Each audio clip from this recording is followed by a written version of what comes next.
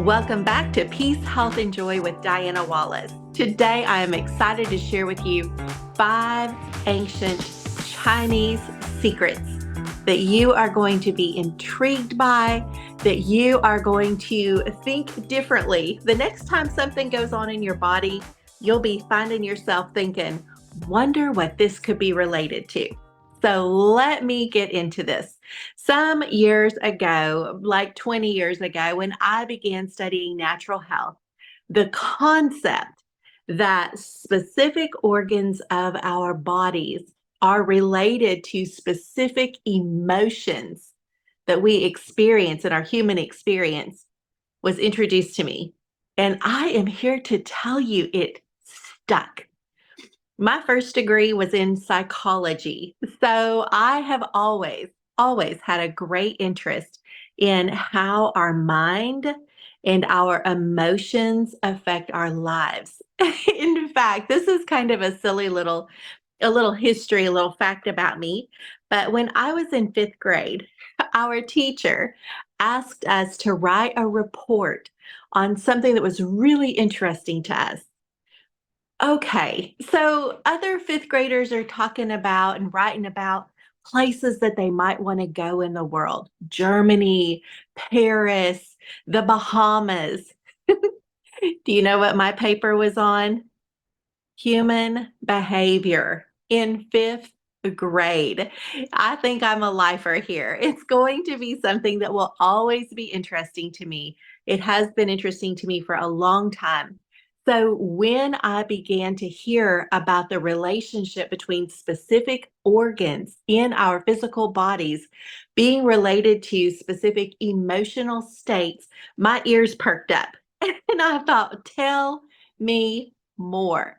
And that's what I'm going to do with you today. I'm going to tell you more. I'm going to share with you some some of maybe the 5 most common ones that I have seen in my practice since I started learning about this.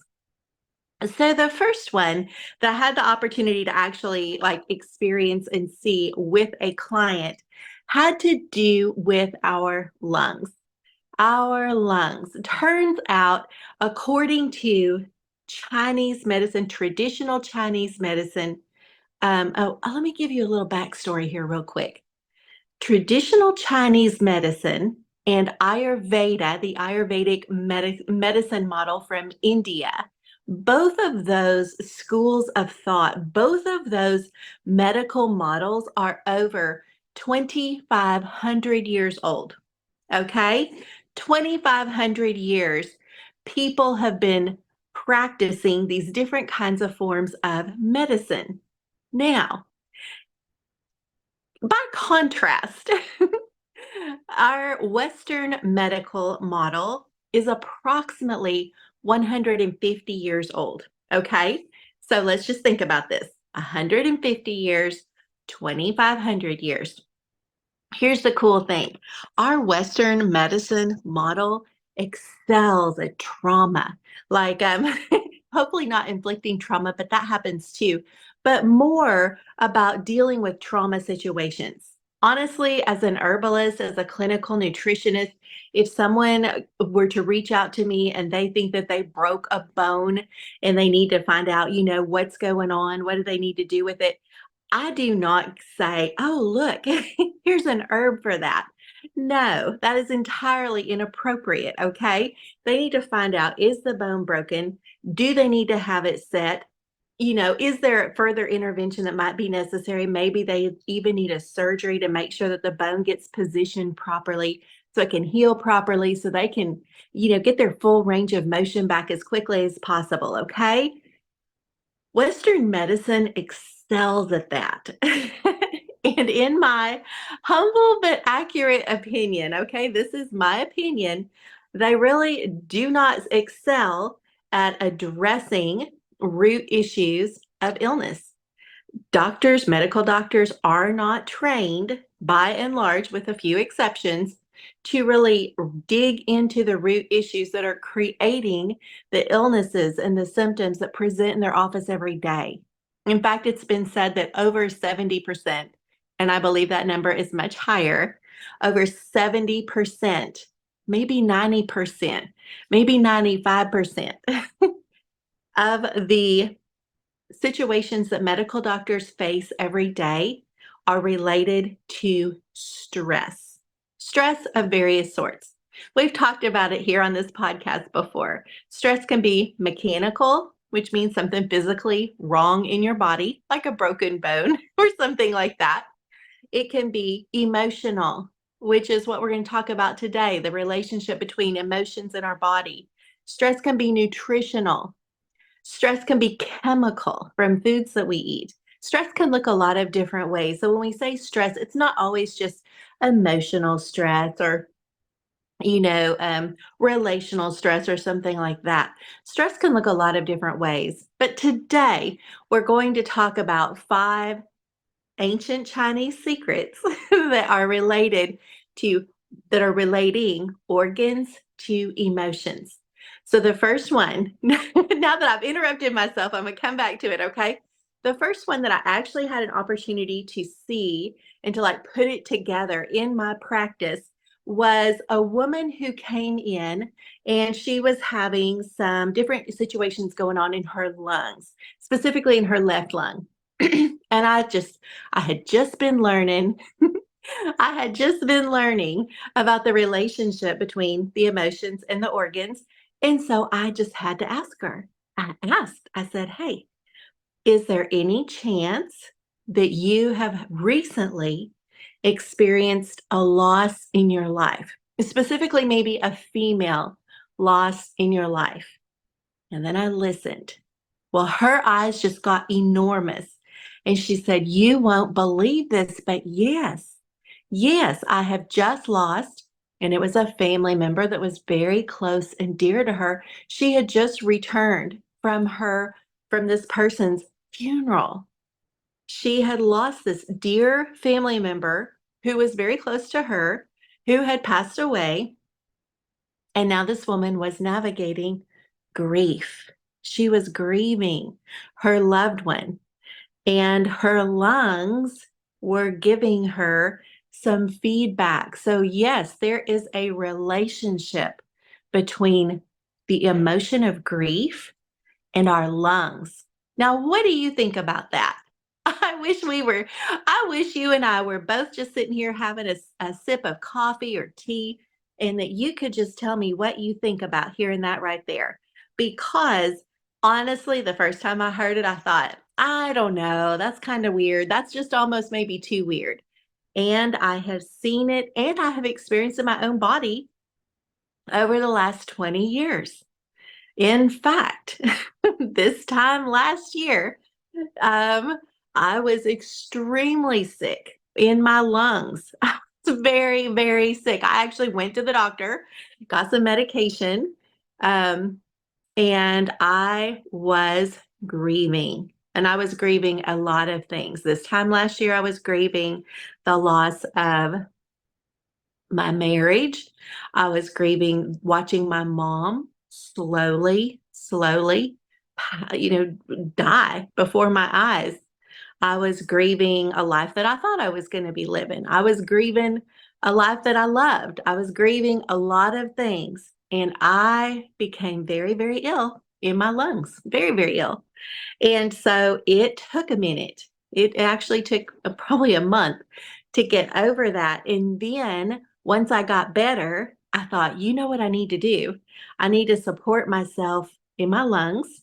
And so I took on an herbal program for 90 days to really help support my lungs so I could heal.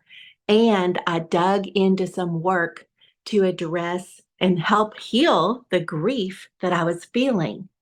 Do you hear how that is a two-prong approach? It wasn't just the herbs to help my lungs get better. And praise Jesus, they did get better, but it did take a good 90 days for the coughing to stop, for everything to kind of get all better. And bless the Lord, I haven't been sick since, like at all. I'm so grateful. And so there is a big relationship between our lungs and the emotion of grief. I don't know exactly what you think about that, but I'm going to guess that if you're still listening, that you're okay with it. And let's go ahead and let's look at the next one. Oh my goodness. Okay. Have you ever heard either one of these sayings? These are both pretty common. Someone was so scared that they peed their pants. Have you ever heard of that before? Or have you ever heard, oh my goodness, she was so scared her knees were knocking? Oh my goodness. So those are a couple common sayings, or at least they were common once upon a time. And it has to do with feeling afraid, feeling fearful, experiencing the emotion of fear, and our kidneys and our knees. There's a relationship between the feeling of fear, the emotion of fear, which may be different than the spirit of fear, okay?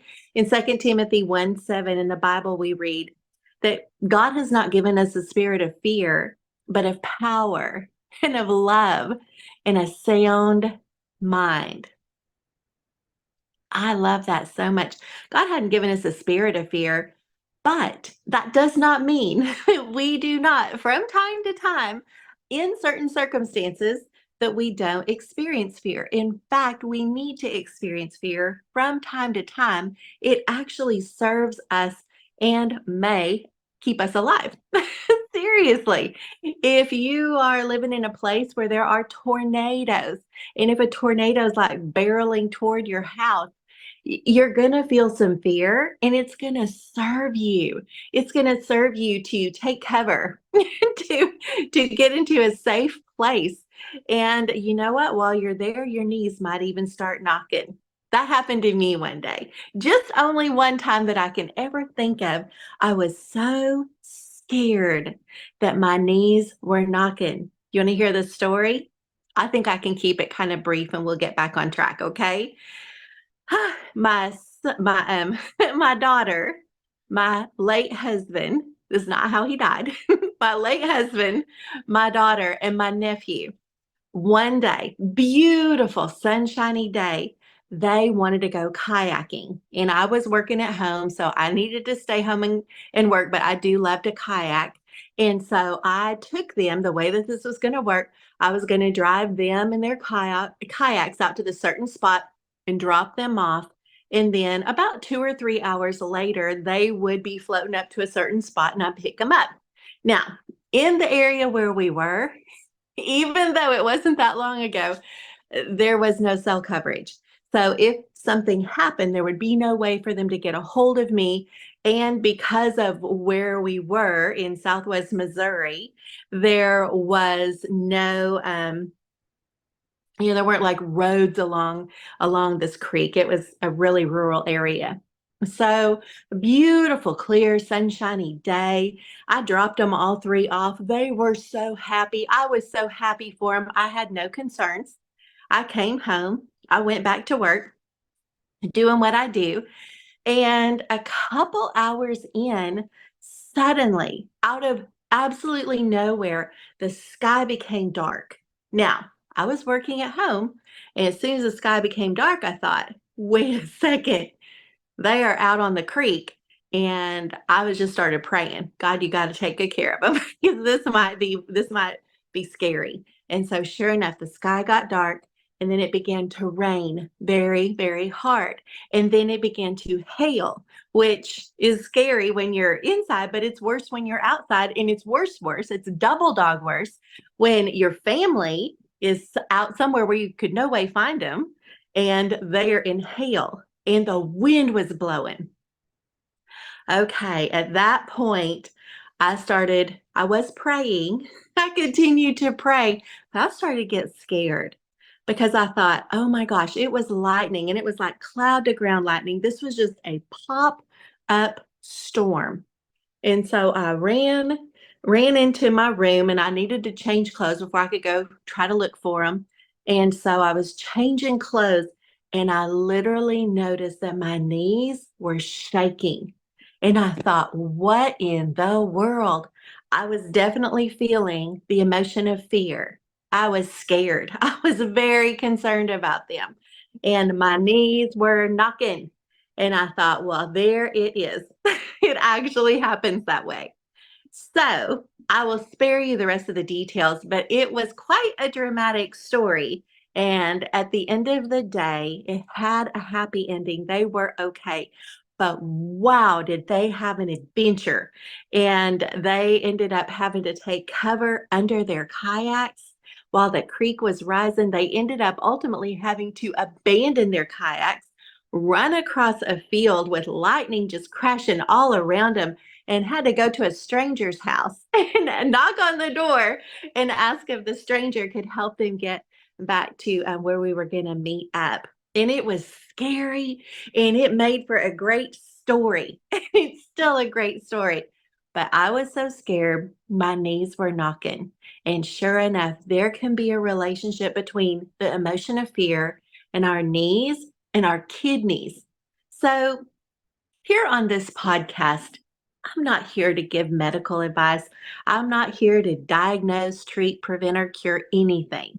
I'm here to share information with you that might be helpful as you're considering your own health and wellness. And so the next time you run into somebody or you yourself deal with a situation with your lungs, you might kind of question, wonder if that person or if I might be feeling some grief. Now, cool thing about grief, we don't just grieve when somebody dies.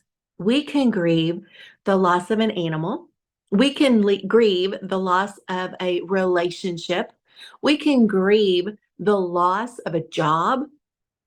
We can grieve the way that we thought life was going to be, but it went a different way, and we don't like that. That can create us in us some grief, okay? With fear. Oh my goodness gracious. We can fear things like a big, bad, ugly storm and whether or not our family's going to be okay. We can fear things like illness. We could fear things like the unknown. Maybe we don't even know what we're afraid of. Or maybe it's things that we're just not sure how it's going to be. And so it makes us feel fearful and it makes us want to kind of withdraw. We can fear what other people think about us. And that can hold us back in big ways that keep us from experiencing everything that God has for us. And that can show up not only in our lives, but in our bodies as issues in our kidneys, issues with our knees. Isn't that interesting? All right, let's keep moving on. I won't have a dramatic story for every emotion and organ, but that one just came to mind and I wanted to share it with you. Okay, I might have a story for every one of them. All right, so the next one has to do with the emotion of anger. Holy cow, we have all had our angry moments, right? Even though I love to forgive quickly and I encourage my friends and my clients to forgive quickly, it is a human nature experience to feel anger from time to time. Now, if we're married, it doesn't serve our marriage to go to bed angry, right? But if we're just human and we are, we're going to get angry from time to time. And that's okay. Like it's actually healthy. In fact, anger is part of a grieving process. It's natural. It's healthy to get angry when we're grieving something. Okay? But anger in and of itself can be related to two different components in your body. The first one is your liver, and the second one is the gallbladder. So if you or someone you know or love is struggling with a liver gallbladder situation, you might kind of wonder, are they dealing with anger? Or more likely, are they avoiding letting themselves feel anger in a certain situation? Or are they just cotton picking angry all the time? That can happen. Any one of those scenarios can be the situation. Whether someone feels anger and they try to suppress it, or whether they're just always angry and they are expressing it, that can over time, and it goes both ways. It can be the organ can have a situation going on and it can create the emotion in the person. So the gallbladder might be inflamed. Literally, if a gallbladder is inflamed, it is possible for a person to have more anger or just kind of feel a little bit more easily provoked or easily irritated. And then if the liver has something going on, the person may feel more anger. And that can actually happen. So the emotion of anger is commonly related to the liver and the gallbladder. Okay, what is next? Oh my goodness, I love this next one. I love all of this, and I hope you do too. If you're still listening, I'm guessing you do, because this is just a beautiful example of how God has created us fearfully and wonderfully. Fearfully and wonderfully, we are made. Isn't that Psalm 139? I love it. And so this next association is one that I have seen commonly in women, especially who lose their mate. If they're married and their husband dies. I'm not speaking this over you. If this has happened to you, I'm not declaring this over you because we're picky about how we use our words around here.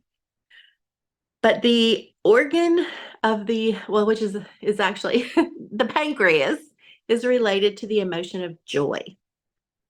So when we feel joyful, life is sweet, right? And this pancreas helps helps us be able to metabolize sugar in real life, okay? Life is sweet. When life is sweet, we have more joy. When life is sweet, the pancreas is doing its thing, okay? But when we lose our joy, and when you lose your mate, it can feel like you've lost your joy. And some women, but not all, some men and not all, but I've seen it enough that I see an association here. When someone is married and they lose their spouse, there is an increased, I've just observed it. I'm not saying there's a big statistic that goes with it, but it seems likely that if there's a loss of that kind of joy, you can tell I'm really stalling on this because I want to be careful about how I say this. But I've known a lot of women who lost their mate who have, within 6 months, developed blood sugar issues. Within 6 months of losing their joy, their pancreas seems to have a hard time managing their blood sugar. That's just one example.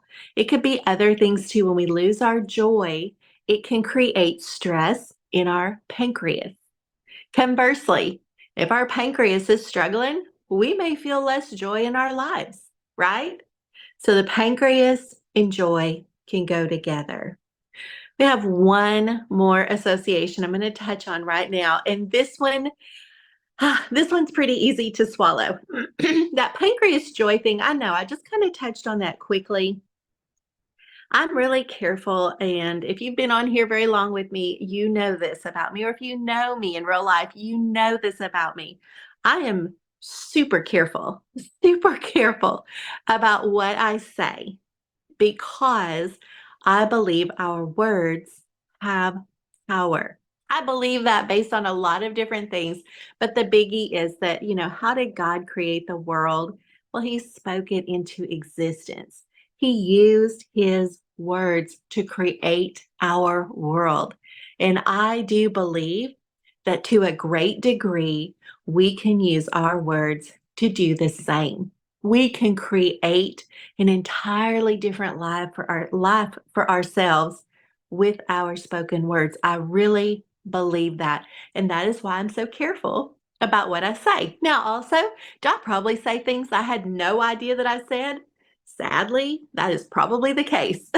But when I'm aware of it, which is, what we hope for, I try to be very intentional to speak life to speak life. So when I say sometimes when someone feels like they've lost their joy, they might start experiencing challenges managing their blood sugar. That does not mean they're going to end up with a certain diagnosis, whether their blood sugar runs high or runs low. It just means there can be a relationship there. Now, the good news is in natural health, there are things that we can do to support our pancreas to help it do its job as a blood sugar manager better. Like there are actually natural remedies that can help with that.